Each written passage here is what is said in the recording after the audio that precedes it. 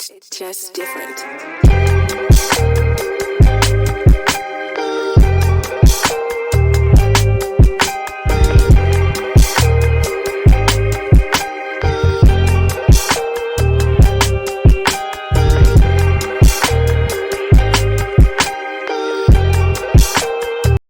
And welcome back to B.A.R Fitness Podcast. I'm your host, Dwayne. Welcome to B.A.R Fitness. This is a podcast YouTube channel dedicated to document my fitness journey. And on that fitness journey, it involves the awesome program called E2M. And E2M has some amazing clients. You guys have heard several interviews with clients, and then they also have amazing coaches.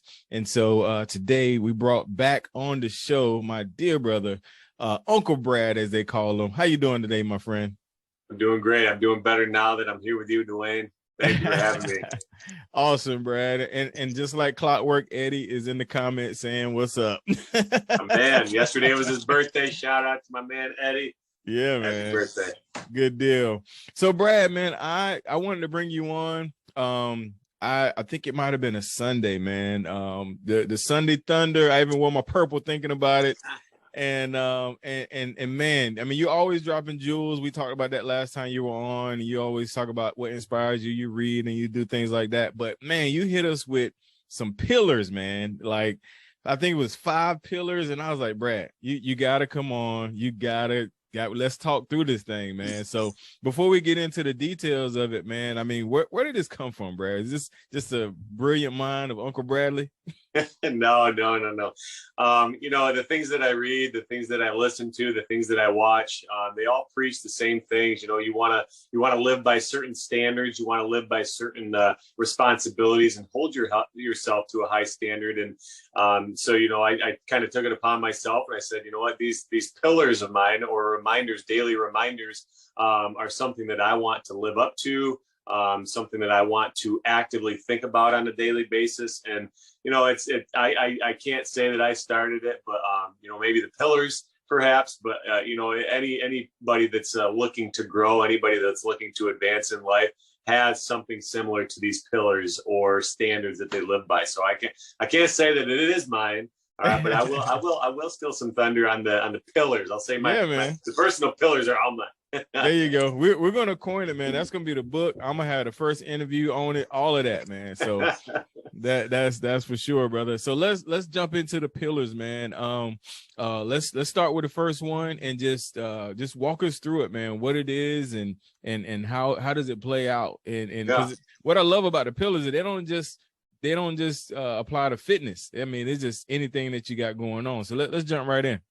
100%. So, Dwayne, I write my pillars down, and I try to reestablish my pillars every so often, every 4, 5, 6 months, depending on what I have going on in my life. Some of the E2M clients know that I am training for an Ironman right now. So some of my 5 pillars, I have 5 pillars. Now, what the personal pillars can be for somebody, it can be 3 pillars, it can be 5 pillars, it can be 6, 7, 8 pillars. It's just standards that you're trying to live by to help you advance in life, help you advance in relationship, your finances. I'm trying to train for an Ironman. I'm trying to be a great husband. I'm trying to be a great dad. I'm trying to be a role model for the fitness industry. I'm trying to be a role model for my kids. So my standards, my pillars, the reminders that I have on a daily or weekly basis are broken down into 5 things. Pillar number 1 is know yourself. Okay, know where you were yesterday. Know where you are today, and know where you want to be tomorrow. And I think that's one of the most important. That's kind of like the base of the pillars. Because you want to, every day you want a constant reminder of, hey man, this is where I was yesterday. Okay. I could only swim for a mile. I could only run for 15 miles. I could only bike for 80 miles. All right. Where am I today? Okay. I can swim for this. And where do I want to be tomorrow? And what does it take to get me to that level that I expect myself to be at tomorrow? So I think, that is the most important pillar. Just know yourself, know who you are, know where you've been, know where you are today, and know where you want to get tomorrow, and how are you going to get there. So that's pillar number 1. And that's probably the most important. For sure. So just to break in right here, man, that goes to self-awareness. Yes. You know, being aware of where, like you said, where you are, where you stand. And because a lot of people don't take that step, because that step actually determines what the next step will be. You know, once you know where you are, then you can decide, okay, I'm here, I need to get there. So that is definitely a great foundational pillar. See, there you go. Chapter 1. I like it. And you know, Dwayne, the thing is with self-awareness is it's scary, right? It's scary because, you know, if you take you for an example, you know, you post those transformation pictures all the time. You take a look at where you were, you take a look at where you are, and you start thinking about where you want to be, and you start to think, all right, what's it going to take me to get to that next level? And it is frightening, man. It's scary to think about, hey, I don't want to go back there. All right. That's a big part of self-awareness. I don't want to go back there. And B, what do I have to do today to get me to where I want to be tomorrow? So it can be scary just to think about that self-awareness aspect of your pillars or your personal growth. Yeah, no, totally agree, man. It takes some guts. It takes some, you know, you have to, you know, sometimes the mirror is the scariest place, man. Especially people beginning their journey. So yeah, no, let's go, man. This is good. Pillar 2. You know, we preach this so much. I have my pillars written down here, and like I said, I try to take 4 or 5 months, and I'll reassess. But you know, one of the things that we preach so much in E2M, where I do personal fitness and personal training, and I also preach this wherever I coach or wherever I teach, is get uncomfortable, right? Get uncomfortable. And you know, too many people in this world are living in their comfort zone. Too many people in this world are not challenging themselves because why? Because it's easy that way. Because they don't have to test themselves. They're not they're not too uncomfortable being comfortable. All right. And you know, so we always preach, get uncomfortable. Try things that you're afraid of. Try things that are going to test you mentally and physically. And when you are able to take yourself out of your comfort zone, when you're able to test yourself, that is where you're going to start growing. That's when you start advancing through life.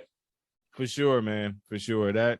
That's one that I'm actually facing on the corporate side at the moment. Bingo. Yep. Yeah. I have a role, and it was fun and comfortable until the role got defined, and now it's a little uncomfortable. Yeah, and that's good because that's telling you that you're growing in the corporate world or whatever journey that you're on in life. You know. Yeah, and I also remember when we recorded the first time, you had just signed up for the Ironman. I remember you were still nervous, like the ink wasn't even dry yet. And you was like, I did something today, you know. That's a testament of stepping out of your comfort zone and doing that, man. So I love it. Yeah. and you know, the thing with getting uncomfortable is you have to test yourself along the way. And I thought that I was going to be prepared, just kind of training on my own, and then jumping into September in my Ironman. And I had a rude awakening a couple of weeks ago, and I signed up for a mini triathlon, and it was a choppy day. I went out there, I got smashed in the face of the wave. I panicked, man. And you know, life will present panicking moments. And if you are prepared, all right, you can kind of fight those panicking moments. And so, you know, when you get uncomfortable, I swam 1.5 miles today. I felt great, and I'm starting to get into the open water quite a bit more. And I'm getting uncomfortable. It's scary getting in the open water, but you know, I'm finding more and more that I'm willing to take those waves, getting smashed in the face, and just, you know, take one more stroke and one more paddle. So, get uncomfortable, man. Yeah. When I think about getting uncomfortable, you know, I think about, you know, as we challenge ourselves, like you mentioned, being comfortable should start feeling uncomfortable. Like, okay, I'm too relaxed right here. You know, I'm too laid back right here. I need to step it up. I need to do something extra. E2Mers, you need to do an extra workout. You need to do a Sunday Thunder. You need to do a Tuesday burn or whatever, you know, just taking that extra step, man.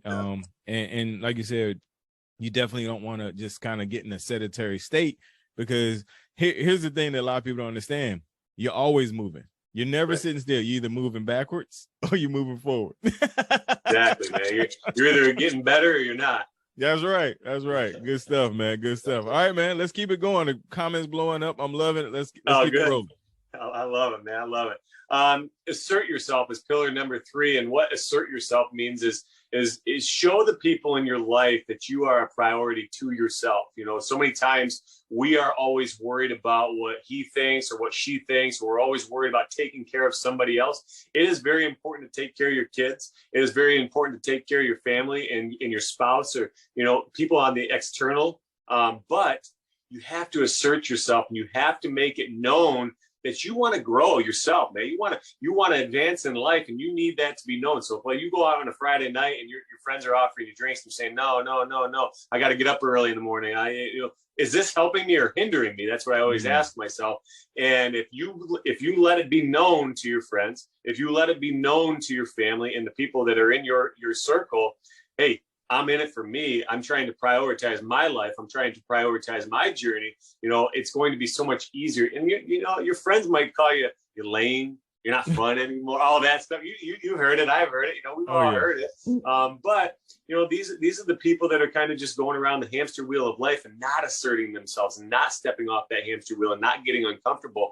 And the reason is because, baby, it's a lot easier to stay on that hamster wheel as it goes around and around, and set your life on cruise control. So pillar number 3, man, assert yourself. Let it be known that you are trying to grow. You want to advance in life. You want to maximize your life. You only get one shot at this. Get as much as you can out of it. For sure. No, that's spot on, man. You know, when I think about that, when I think about pretty much making a declaration, like, you know, putting people on notice and let them know, like, hey, I'm this is what I'm doing. You know, this is my body. I want to take care of it. I want to, you know, do that, do all the healthy things, man. So love it, man. Love it. Keep going. All right. Pillar 4 is adopt good habits. You know, and a lot of these pillars just kind of, you know, they kind of run into each other. So adopt good habits. Everything that you do in life, you just got to ask yourself, is this going to assist me along my journey, or is it going to pull me back? And, you know, when it comes to habits, it's easy to develop bad habits. It's very difficult to develop good habits. And, you know, once you can start instilling those good habits in your life, they get easier. It says, you know, I got this written down here, 21 days to start a habit, 12 months to find a groove, and then 6 months to lock it in. And then, you know, it takes about a year to crave it. It takes about a year to crave it. And then it takes 2 years for people to realize that's Dwayne. That's Uncle Bradley. Like, that is a part of you. And, you know, so develop the habits that people are going to remember you by. You know, hey, Dwayne, Friday night, he's going to hit the gym. Bradley, Friday night, he's going to hit the bike, or whatever. You know, instill those good habits on a daily basis. Yeah, no, that's dope, man.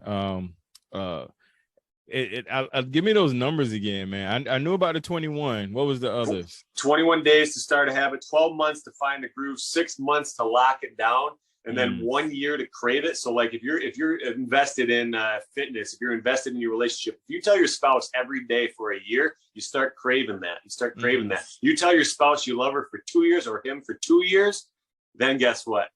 It becomes a part of you. It becomes a part of your daily habits. It's ingrained in you, is what I like to say.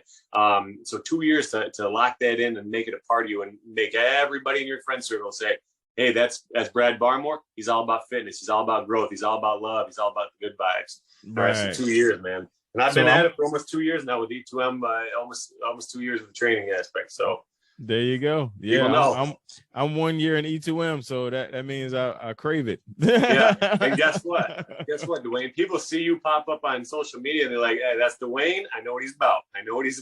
So maybe your process is a little sped up on it. Maybe a little quicker than everybody else. Maybe, or I have the ability to saturate timelines, so that may be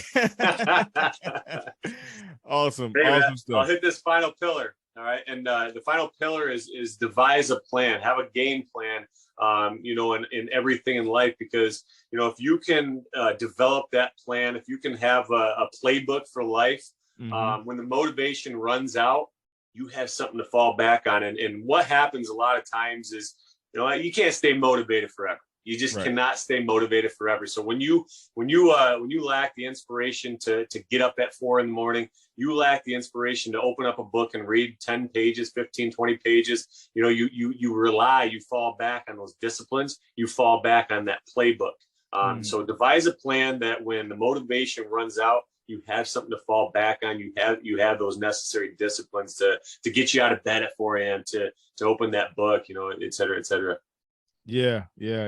That's probably the favorite one I like to tell people. A lot of people inbox asking about, getting back on track and things like that. And the first thing I tell them is you got to make a plan, man. You got to put a plan in place when it comes to your meals. And that's how we got to sit down. We got to talk about your meals, when you're going to work out. We need to put that framework, or like you called it, a playbook in place to kind of be the foundation or the groundwork. Like you said, when you're not motivated, you have the plan in place, Exactly. That's spot on with the same things I tell people. Yeah. Especially, the biggest culprit of E2Mers is traveling and vacations and weekends. Right.